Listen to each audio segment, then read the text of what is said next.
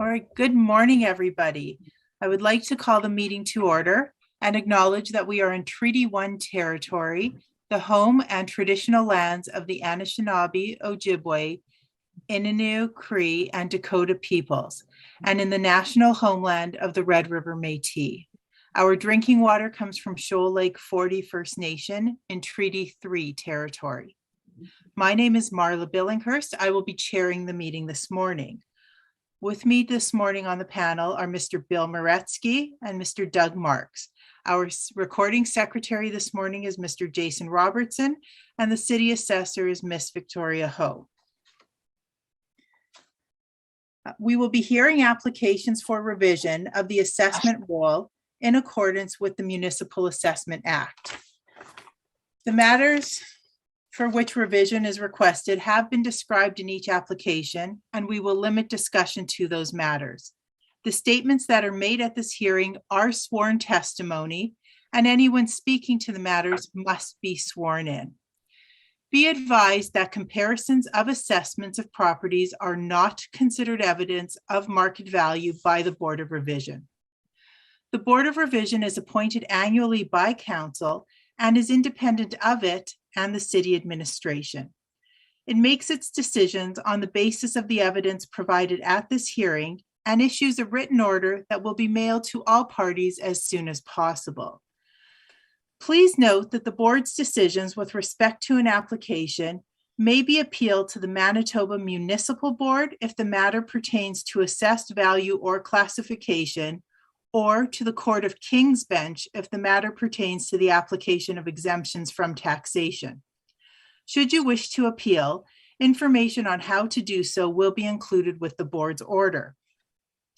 With respect to the hearing process, I will confirm the points of appeal with your property to be addressed with each applicant following the swearing in. We will then have the assessor's testimony, followed by questions that the applicant may have, and then the applicant's testimony followed by questions. Each side will have an opportunity to summarize if they wish. And once all of the evidence about an application has been brought forward, the applicant may leave. The process will repeat for each item on the docket today, and the session will close after all the applications have been heard, and the board will deliberate in private and make its decisions. You will receive the board's decision by registered mail as soon as possible. As information, all public hearings are live streamed, recorded, and will be part of the public record. We will be hearing item 2 on our docket today. Mr. Robertson, please affirm the assessor's and the applicant's testimony. Madam Assessor, please state your full name. Victoria Ho. Do you affirm that the evidence you are about to give at this hearing is the truth, the whole truth, and nothing but the truth? Yes, I do. Thank you. Mr. Applicant. Yes. Please state your full name. Trevor Smith. Do you affirm that the evidence you are about to give at this hearing is the truth, the whole truth, and nothing but the truth? I do. Thank you. You may be seated. Thank you very much. The matter we will be hearing on the docket this morning is 433 St. Mary's Road. Ms. Ho, please proceed when you are ready. Thank you. I have a request for the burden of proof to be placed on the applicant for non-cooperation under section 53(3)(b) of the Municipal Assessment Act. And if a reduction in the assessment is ordered, that would follow section 54, section 54(32) of the Municipal Assessment Act. If you can see, we have on page of my brief, from page 11 to 18 is an example of our form sent to the applicant. Sent to the owner. And then on page 16 is the Canada Post proof saying that they have delivered the forms to the owner as of August 9th, and receipt of a delivery for the other form as of June 10th. And delivery date of June 10th, but the information was provided to us on August 9th. Oh, okay. From Thank you for Canada clarifying. Post. Sorry about that. Due to COVID, there is no Canada Post was not requiring a signature upon receipt. Okay, thank you very much. Thank you. Mr. Smith, do you have any questions for the assessor about this evidence? Yes, I do. Just looking at page number 16, 17, and 18 here. So this is what you received from Canada Post? Yes. Okay. I see no address on any of these particular 3 pages. Only a tracking number, and that tracking number doesn't indicate what it's attached to. Sorry, I was trying to frame my question here. Is there any evidence to show that this either was the forms, or that it was delivered to this particular address in our evidence here today? Unfortunately, I do not have additional evidence regarding the tying the tracking to the address delivered. You could just take I don't want to say my word for it, but this is the best information that I could provide at this time. That this is the tracking for 433 St. Mary's. Okay, but we don't know that we have no evidence to show that it was these particular 3 pages are in relation to that property. Those are all of my questions. Thank you. Okay, thank you very much, Mr. Moretsky. Do you have any questions for the assessor? No, I don't. Mr. Marks? None. Thank you. Thank you very much. Mr. Smith, excuse me, do you please present your evidence regarding the request for non-cooperation? Okay, I wasn't aware in advance of the submission that there would be a request for non-cooperation, so I have no specific evidence in my brief, but in my discussions with the owner, the owner is on site most of the time and collects the mail. He does not recall ever receiving the income and expense form for his property, and he's on site at 433 St. Mary's. And when I look at, and we've just covered this question with the assessor, when I look at the city's evidence with regard to the delivery of the income and expense questionnaire to them, there's nothing tying these particular evidence pages and that tracking number to 433 St. Mary's. There's no address indicated. As the assessor stated, no signature was required during the COVID timeframe, so we cannot confirm that this in fact represents delivery of that income and expense questionnaire. So I would ask that the request be denied. Thank you very much. Madam Assessor, do you have any questions for Mr. Smith? Regarding the owner receiving a mail, how often has he responded to the request to information? I'm afraid I don't have that information in front of me today, so I can't really respond to that. But we're dealing with the year in question. I do know that he has submitted information in the past, so he is aware of it and knows that it needs to be done. Okay, and has he changed addresses over over the past couple of years? No, he has not. The store address 433 St. Mary's is where delivery has always been done, to my knowledge. Thank you. Thank you very much. Mr. Moretsky, any questions for Mr. Smith? No, I do not. Thank you, Mr. Marks. Any questions for Mr. Smith? Not at this time, thank you. Nor do I. We are going to take a brief recess to discuss the request for non-cooperation. Okay, great. Thank you very much. We have discussed the matter and we are denying the request for non-cooperation. So, Madam Assessor, please proceed with your presentation. Oh, you're muted. Thank you. So roll number 080000045300, address 433 St. Mary's Road.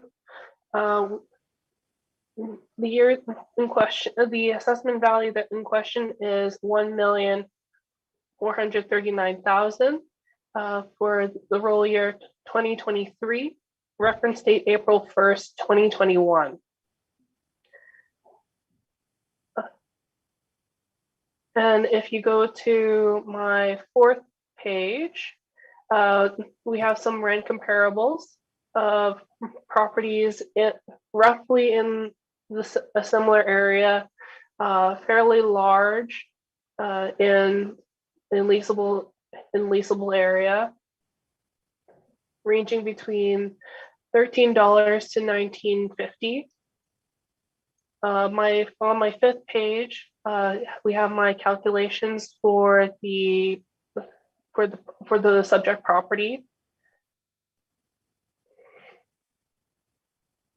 On page 7, we have the capitalization rates table from City of Winnipeg, Colliers, CBRE, and Cushman and Wakefield.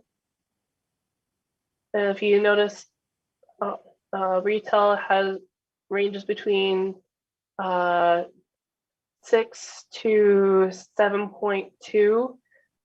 Cushman and Wakefield is even stating 5.75 to 6.5. And then page 9 to page 10, we have pictures of the exterior and aerial photo of the subject property. And then there's the copies of the forms sent to the owner. And that is my presentation. Thank you. Thank you very much. Mr. Smith, do you have any questions? Yes, just a couple of quick ones. Given the workload at the assessment department, I'm assuming you probably haven't had opportunity to visit this property? No, I have not. Okay, thank you. And then my other questions then are just regarding the rental comparables on page number 4. If we can all flip to that page. So I'll just run through this relatively quickly here. So 1074 St. Mary's Road, that is at the intersection of St. Mary's Road and Dunkirk, Dakota. Is that correct? Correct. And so this particular property would be the Dollarama, I believe, that's on site with it's a takeout pizza place, an A&W with drive-through, and Mary Brown's Chicken, I believe. Is that the location? Correct. Okay. And that particular comp has an effective year built of 1993, so it's relatively new. Correct. Okay.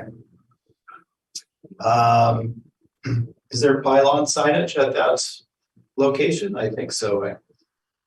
Maybe I don't want to say anything definitively because I can't recall. Okay, fair enough. Absolutely.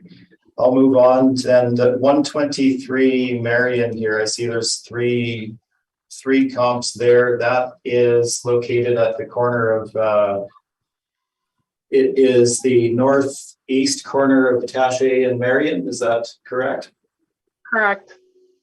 And so we have 3 leases here, roughly a third or less the size of the subject. Correct. I selected them because it was roughly a similar age to the subject, and it was one of the larger leases that I could find in the area. Okay.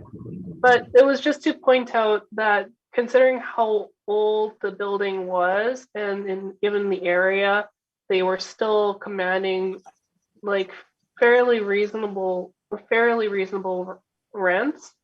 That was what I was trying to provide as try to illustrate Right. to the panel. Fair enough. Do you know the original date of construction of 123 Marion there, rather than the effective year? I'm not too sure. Okay, probably not 1914 though, would that be fair to say? Probably not that old. It's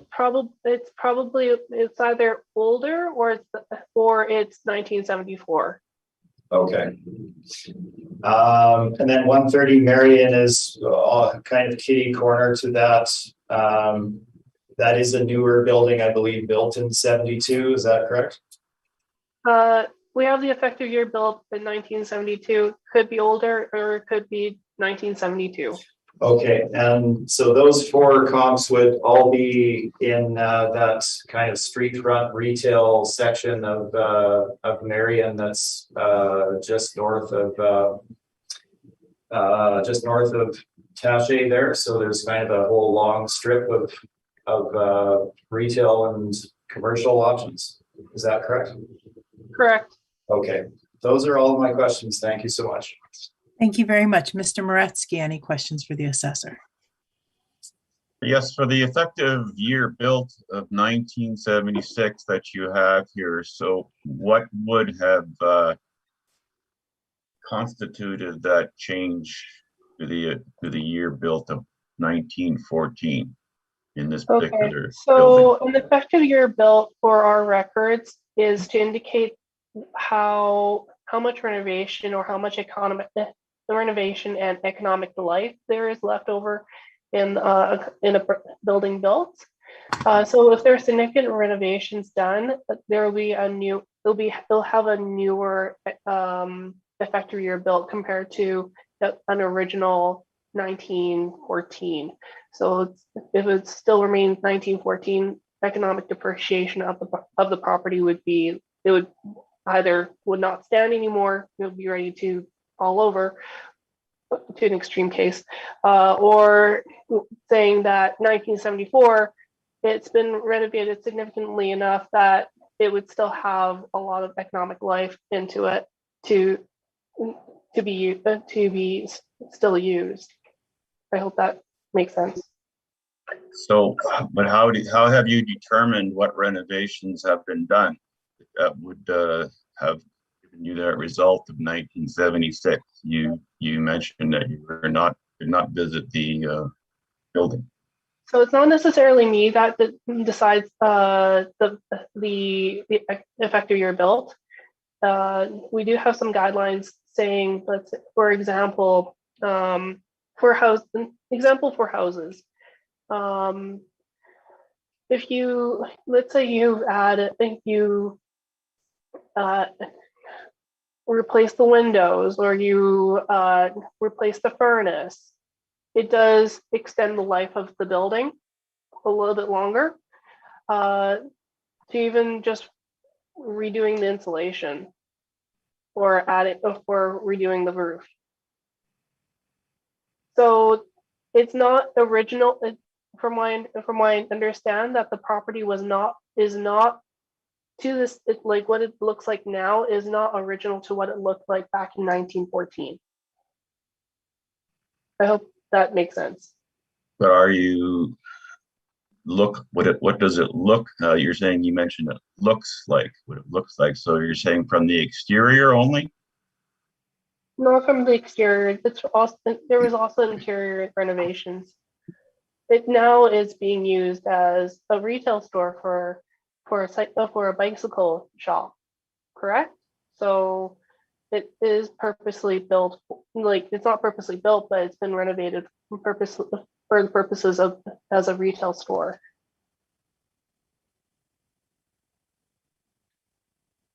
Okay, I have no further questions. Thank you. Mr. Marks, do you have any questions for the assessor? Yes, I do. Have there been any building permits taken out on this particular address? I'm not aware. There should be building permits, but I'm not aware what sort of building permits there are. I was not the one who I have not done an inspection of this property, nor have I done the update of the property record for this property. So I'm not too sure what sort of building permits they were taken, nor do I know what sort of renovations have been done in comparison to what it was originally. One further question, because of the age of the building, 1914, and now updated to 1976, I'm assuming that there was electrical work done in this building? Most likely. And there's no permits regarding that either? I do have access to whether or not we can see whether or not there are permits, but at the moment I don't have that information in front of me, so I won't answer what I don't know. Okay, thank you. No further questions. Thank you. I have no questions. Mr. Smith, please proceed with your presentation. Thank you, Madam Chair. So the subject property that we are dealing with today is 433 St. Mary's Road. It is an owner-occupied property that is used as a retail space for Woodcock Cycle Works. If you are, just to orient everybody, I'll get you to flip to my page number 10. Yeah, moment to get there. This gives you the map of the location of the subject property. So as you head south on St. Mary's, Woodcock Cycle Works is on the east side of the road. It's painted yellow, and it's located just south of the outdoor garden market, St. Leon's garden market, that's located the block just to the north of it, just to help you orientate yourselves there. Let's get into the brief. The cover page of the brief obviously gives you a photo of the exterior frontage of the building. This was taken during the COVID time period, and as you can see, they had an external tent put up, as well as cones and signage, etc., in order to guide retail customers in the store and keep them out of the snow and the rain when possible. Obviously, there were public health measures that were put in place with regard to occupancy, and this particular owner was extremely diligent with regard to maintaining those guidelines and keeping everybody, including staff and clients, safe. So that is the frontage. We can flip to my page number 3 for a bit of background on the property. As you can see, it is zoned C2 commercial. The owner is Woodcock Cycle Works Inc. Maybe a numbered company now, I cannot recall. The original age of construction, 1914. So the property was an industrial property for many years. I do not recall the original usage of it, but it was strictly an industrial property for a very long period of time. And the property was purchased in 2008 by the owner of Woodcock Cycle Works, who formerly had his store located further south on St. Anne's in a smaller location. So he was purchasing essentially an industrial location of quite an age, and faced with renovations to turn that facility into an acceptable retail space. Now, the reason for doing this was that he needed more space, and in that particular end of the city on St. Anne's, St. Mary's, there's very limited larger spaces such as this for retail usage. So he was forced to look at conversion of other options. So the original 1914 building was industrial, was zoned industrial, etc. And that has now been changed, obviously, to a retail use. We'll run through the property itself as far as the physical side of it in a moment. What I would point out to you on page number 3, we have some background here with regard to the assessment for the subject property. Very regular steps as far as the reduction of the assessment. Very regular steps as far as increases in value through 2020, including agreements. Up to $1,078,000 in 2020, and now we have a leap to $1,439,000, which I haven't worked it out, but would be in the neighborhood of a 30+% increase, I'm guessing, between 2020 and 2023. This in the time frame of again, significant turmoil and difficulty in the commercial real estate market, particularly in the retail market in Winnipeg, and of course, worldwide, certainly across the country. And we'll deal with that a bit later in my addenda, but that certainly is the background that we're operating with as of the valuation date of April 1, 2021. Brief bit further on page 3, total site area, as you can see, is 11,120 square feet, and our plan area for the subjects, which I didn't write down, is 8,456 square feet. So there's very limited parking on the subject site. There are, and I'm not going to state a number, but I know there's 4 or 5 customer parking spots to the north of the rear access door on site, and then the rest of the space at the back is access for loading, etc., as well as BFI bins, etc. So on site, very limited parking. Parking for the subject property, if you look again, well, 2 things, I guess there's probably a better indication. If you look at both my cover page as well as page 9 of the city's brief, you can see the frontage of the property. This is, as you head north, the roadway narrows from 3 lanes to 2 lanes. So there is a brief section of 3 lanes where parking is available in front of the neighboring property, but that cuts off prior to Woodcock. So on-street parking is limited out front.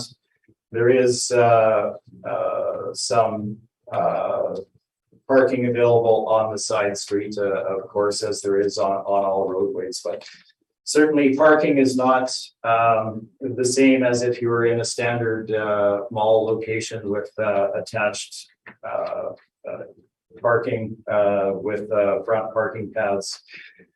So total leasable area for the subject comes to 9,637 square feet. Again, plan area of that, or the main floor, is 8,456 square feet. And then we have a mezzanine space of 11,181 square feet. There is also basement space as well. Now, I'm very familiar with this particular property. I've inspected it numerous times. As a sidebar, two of my kids are competitive cyclists, so I spend far too much time in this particular store. So I am familiar with all aspects of it. The background, again, 1914, original date of construction. It has numerous basements accessed via different stairwells with very low ceilings, and that's kind of rubble stone foundation as the basis for the property. They do make use of the basement space, but again, it's certainly not in any kind of leaseable condition, nor would it meet any requirements for access, etc. So it's not part of the leasable space. I may even have a photo, I'm not sure, of that particular section. Beyond that, as you come into the building from St. Mary's through the front entrance, there is a cycle fit studio off to your right hand side, which you have to go up several stairs to, as well as a small coffee shop, which is really kind of an amenity for clients, more or less. Then there's various levels of flooring as you turn to your left, where one of the main retail sections is. And then you have to go down numerous stairs to the main area where the bikes are. And then the service area is at the rear of the store on the south side, which you proceed to on that same level. All in all, we're looking at 6 different levels of floor height in the subject on the main floor area. So it's very non-standard in that way. Certainly not ideal. Does cause accessibility issues for potential clients. And the store is heavily demised as well, given the age of the property. It was added onto at least once, perhaps twice. So you're essentially looking at a building that has 2 or 3 buildings that have been melded into one. So we're not looking at a standard open floor plan retail space. You kind of move from room to room, and you can kind of get a sense of that from my photos of the property as well. We'll just take a quick look at those. Beginning on page 4, you have the exteriors, one at the rear. You can see the small parking section to the north of the rear access door. Page number 5 is the first retail space where the cash counter is. That's along the front.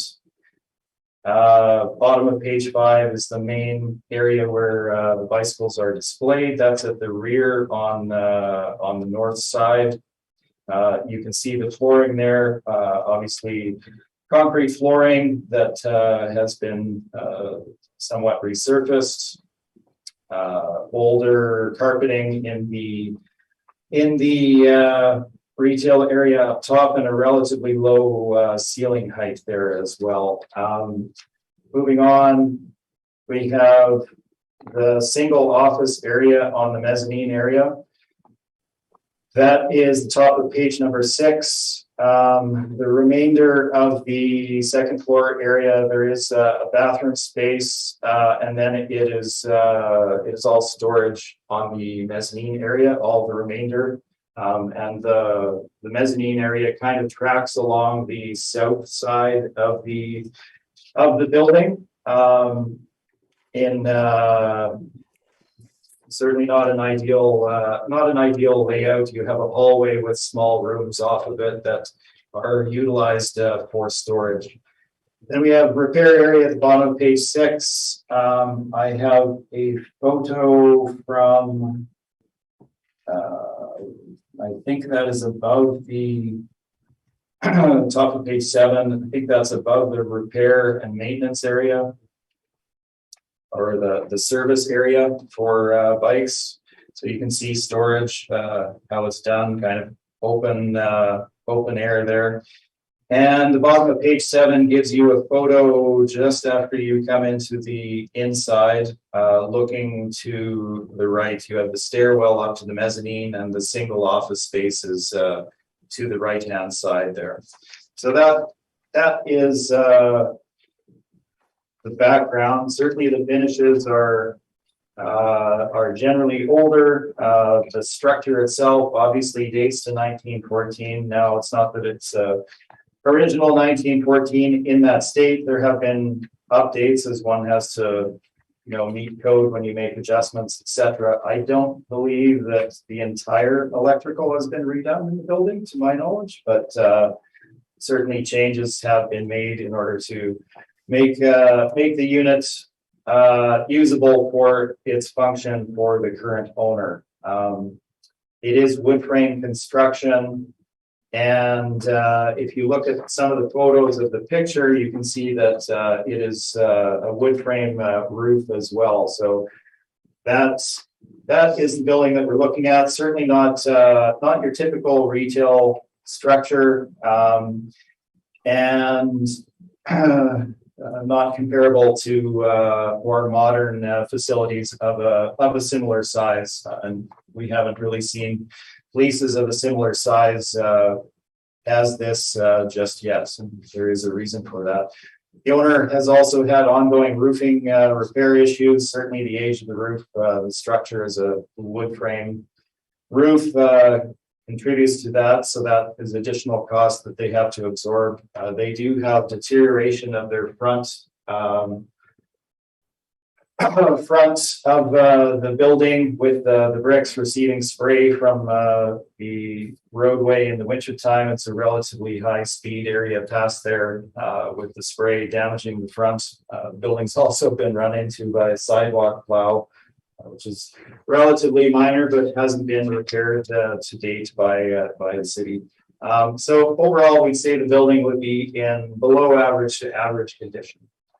So that is what we're looking at. I know it went on at length here. The reason for that is it is a non-standard retail location as well as structure, both in terms of the size of the property as well as the layout and the attractiveness both to tenants, owners, and the public at large as clients. So let's move on to page number 10, property location. So I briefly said where it is. It's located across the road from a park. Again, it's a relatively high-speed area, so there's a long park there. South of them, they have a carpet distributor, exclusive carpets, fairly large space, just wide open with carpets stored on this retail scaffolding. It's a stretch of older street front retail with very few modern retail tenancies, given the structures that are there. So there is no real sense of supportive retail in this particular location. I would venture to say this is kind of the first retail that you would see as you head south on the east side of the roadway. Let's move on to the valuation. So our challenge here, of course, is finding retail leases that would be comparable to this. So we have an older property, very significant leasable area of 9,637 square feet. This is significantly larger than most retail spaces. It's not that there aren't some of this size, but generally you're getting into big box territory that has no comparability to the subject at all. So our challenge, of course, is to find the best comparables out there, both for Ms. Ho and myself. So what we have done is present our comparables on page number 13. Now, none of these are going to be 1914 buildings of 9,500 square feet in street front retail locations, but we give you the best information that we can.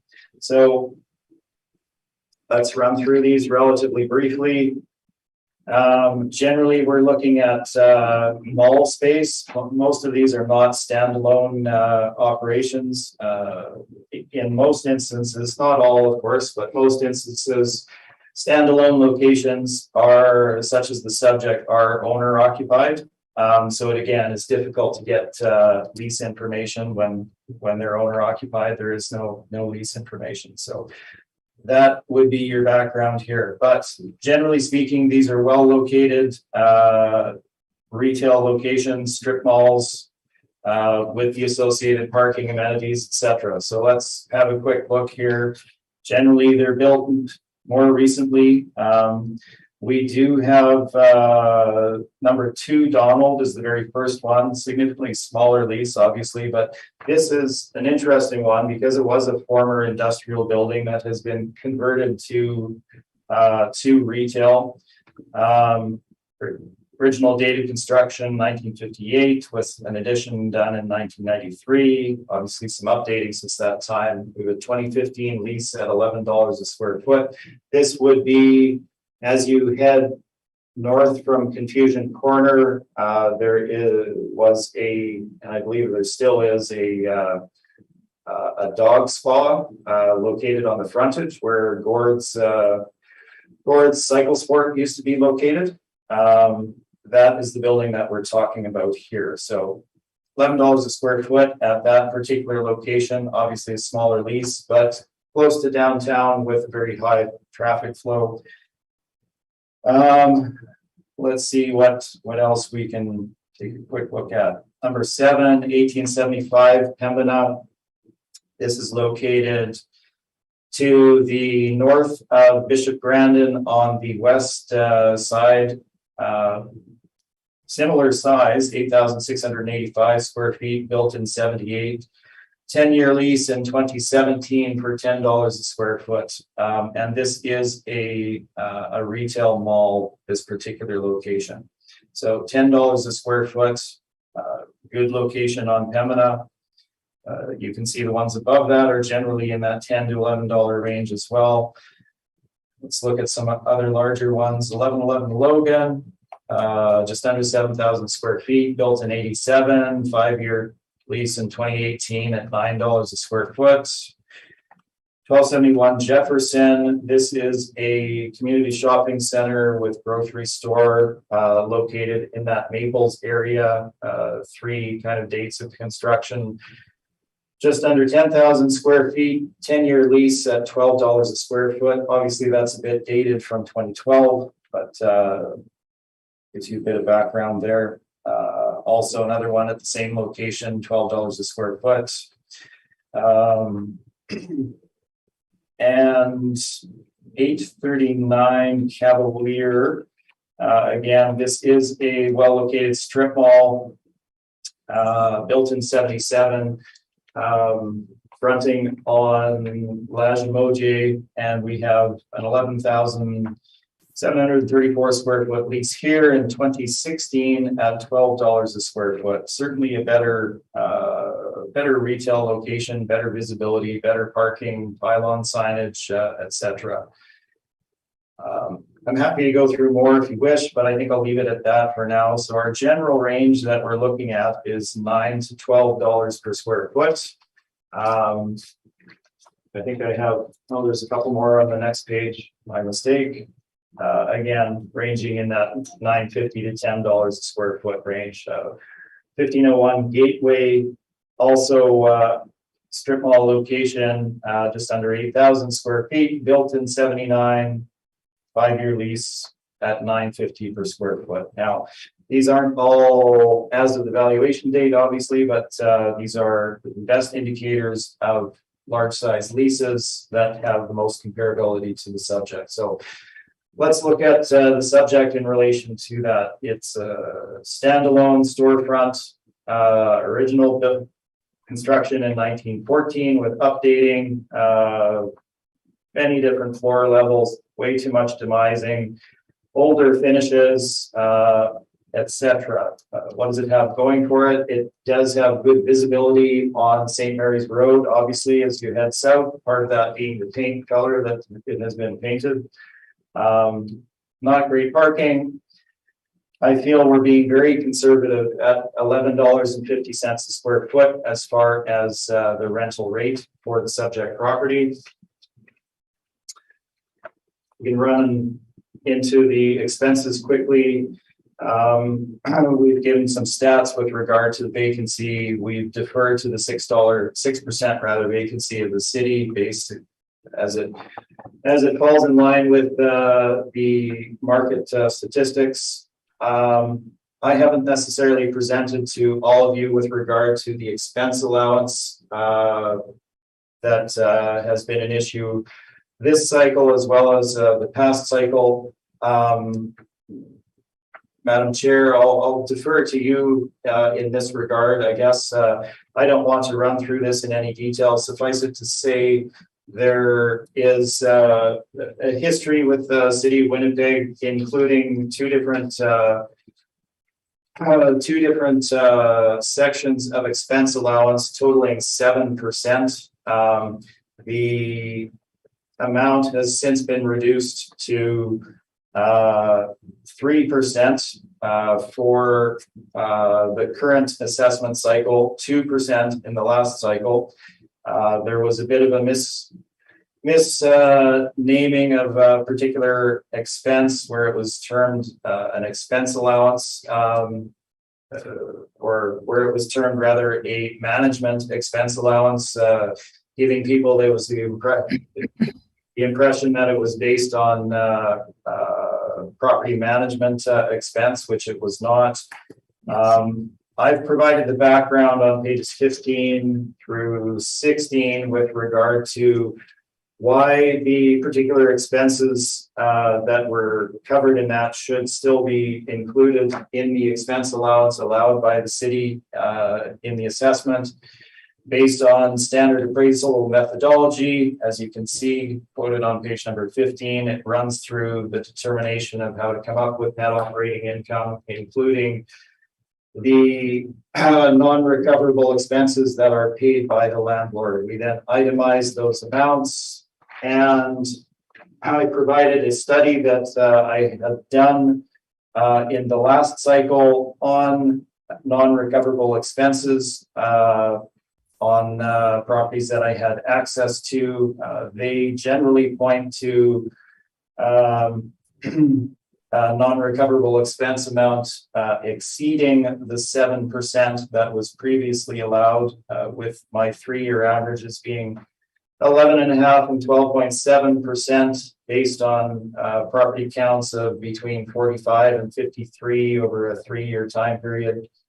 We're simply asking for the reinstitution of the 7% total non-recoverable expense allowance, that being 5% non-recoverable and 2% structural. So that is my quick summary. Shortfall, we're not in disagreement on. We can move on to capitalization rate. So again, let's think of the subject property. We have a very dated, very old, updated building, very poorly laid out with regard to retail, folder systems in some cases, certainly the roof and some HVAC issues, etc. No on-site, very little on-site parking, very little very little supportive retail in the area, etc. So that's what we're looking at. Our job, of course, is to find an appropriate cap rate for that. So we need to look at the market for that. My page number 17, Cushman and Wakefield and C.B. Richard Ellis are showing cap rate ranges of 6.5% to 7.25% for non-anchored retail strip malls, representative of investment grade retail assets. Now, let's keep that in mind. We're looking at investment grade assets that are retail strip malls. So you automatically have supportive retail because you have multiple units in a building.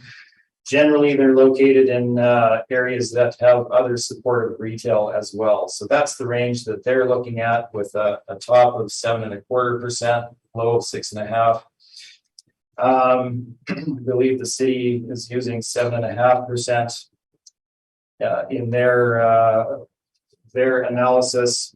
So what I've done is provide our market capitalization rate study. We'll run through this quickly. The first property is 1411 Henderson Highway.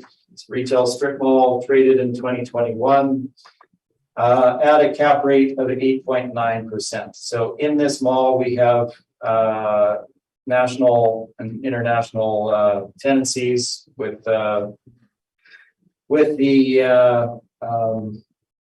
background that they have with Fresno, Dollarama, etc. at that location. Certainly a quality asset.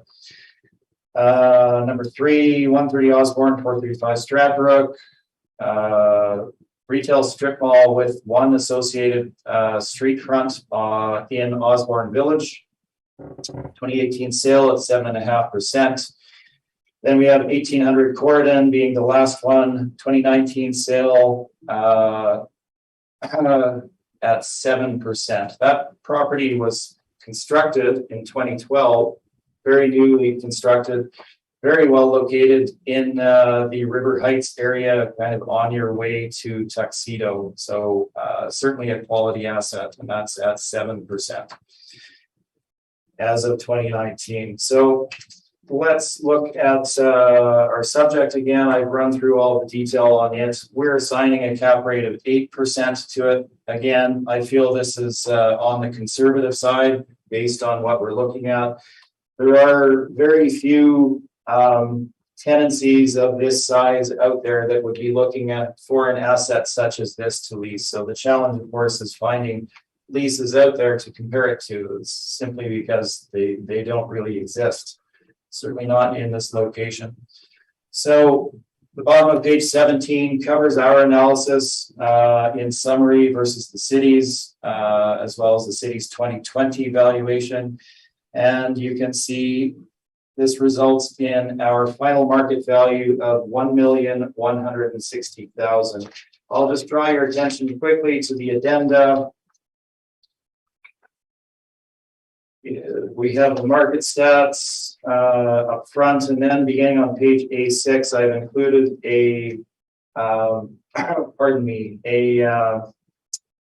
an article, a news article with regard to commercial real estate in Winnipeg. And this is an interview with Mr. Wayne Johnson, who publishes the Johnson Report for Winnipeg, which provides market stats on all of the market segments for commercial real estate. It's kind of the premier or only report of its kind for our marketplace. And I would direct you to page A8, where he covers the retail market. So again, we're dealing with a valuation date in the heart of COVID here. There were exceptionally few transactions just prior to that valuation date, because of the uncertainty in the retail market, as well as the upheaval with regard to tenancies. We had many tenancies going bankrupt, tenants unable to pay and having to receive, have forgiveness essentially from owners with regard to their lease payments. This was a very significant issue. Obviously, the impact of health guidelines had a dramatic effect as well. And those were ongoing, and that is the environment that the valuation date sits within. So the retail sector was very dramatically hit by the impact of COVID. The rear of the brief simply provides one example of a decision from this cycle. That is my presentation, and I'm happy to answer questions. Thank you very much. Madam Assessor, do you have any questions for Mr. Smith? No, I don't. Thank you. Thank you very much. Mr. Moretsky, do you have any questions for Mr. Smith? Yes, I do. On your rent comparables, Mr.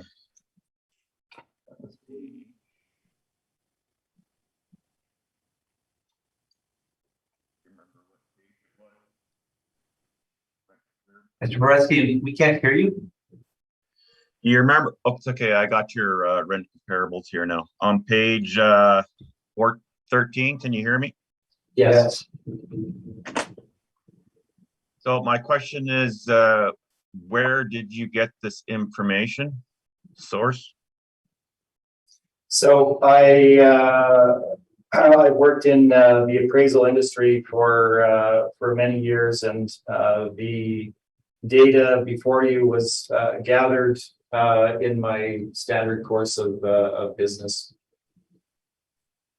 So in working with a company that provides appraisal services as well as brokerage at the time, I had access, obviously, to a significant amount of data with regard to market transactions. So these are all verified from sources involved in the individual leases shown. Okay. You mentioned that the owner had added on a couple of times to the building.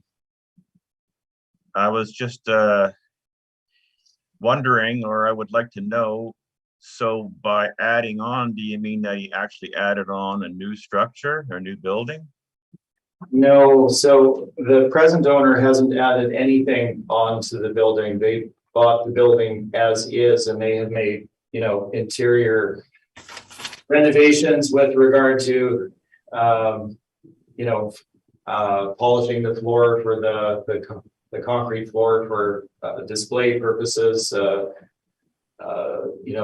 building out an office space on the mezzanine for one single office, and just your general retail structure. But they haven't changed any of the interior demising or anything of that nature, and they certainly haven't constructed new buildings. But the building history is such that it had been added on to, which of course leads to the choppiness and of the demising of the interior for the property. Okay, I understand. For your expense exercise that you went, your summary on page 17. You mentioned that these management expenses are non-recoverables that the city allowed was only 3%, and you think it should be 7%. My question is, the owner, would you have been able to get information on the actual expenditures in those categories that you had listed? Because the owner would have that information. Sure. The owner would have that information, yes. Again, unfortunately, they didn't receive the income and expense questionnaire from the city and complete that document to itemize those. And again, if you actually look at the income and expense questionnaire, it does not have any kind of categorization for those particular expenses, because the city doesn't track those separately, or they don't request that information from from the property owners. So if you look at page number 12 of the city's brief, you can see that they don't have categories for those non-recoverable expenses. So certainly those expenses exist. I don't have that information from this particular owner, but it is it's standard, certainly standard knowledge that those expenses exist for all property owners, which is why we went through the exercise of the study that we did in order to demonstrate that the level of those particular expenses. And the 7% again is simply a reinstitution of the amount that the city had previously allowed for non-recoverable expenses as a whole. Okay, thank you. No further questions. Thank you very much. Mr. Marks, do you have any questions? Yes, has the present owner taken any building permits on the structure? Similar to Ms. Ho, I don't have that information in front of me, so I can't confirm that he has or hasn't, but certainly he follows the city rules, and if a permit were required, he would have taken one out. So I know that electrical work, say, would have been done, so there'd be a permit for that, etc. Okay. Now the other thing, basement space, is that being used or storage area? Oh, they do use it. And unfortunately, I don't have a picture of it, but it can't in any way be considered leasable space. It's open floor, some of it's unheated. You have single access spaces that again have dirt floors in some cases, or light concrete with rubble walls, low ceilings. So they do use it, but it's not one wide open basement. It's a basement here. I believe there's 2 or 3 different sections of basement that are there. Okay, that's fine. No further questions. Thank you. Thank you, and I have no questions. Is there a need for summary? Ms. Ho? No, thank you. Mr. Smith? No, thank you.